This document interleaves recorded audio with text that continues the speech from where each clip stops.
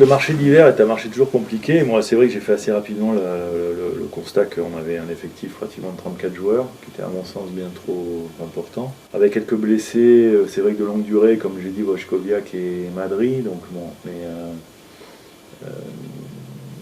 donc qui faisait que bon, il était que de 32 en réalité, hein, de joueurs opérationnels, mais qui pour moi était un effectif un petit peu trop important et qui était peut-être pas un effectif qui était voulu au départ, mais comme je l'ai dit, avec un marché de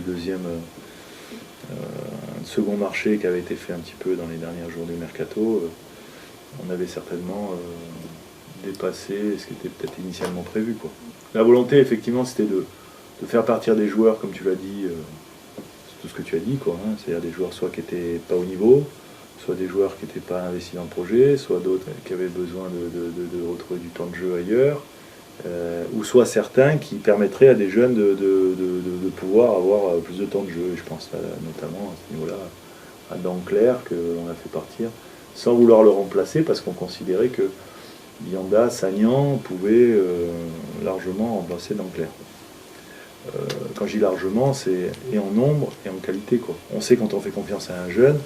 il faut aussi s'attendre que forcément on puisse avoir au départ des difficultés parce que voilà, tu passes pas de la N2 à la deuxième division comme ça du jour au lendemain. Et c'est ce qui s'est passé, mais en même temps, on mesure aussi ces risques-là et on préfère prendre le risque effectivement d'avoir quelques désillusions, d'avoir quelques erreurs, mais on préfère les valoriser et les faire jouer et sentir que les jeunes, faire sentir aux jeunes ici que s'ils sont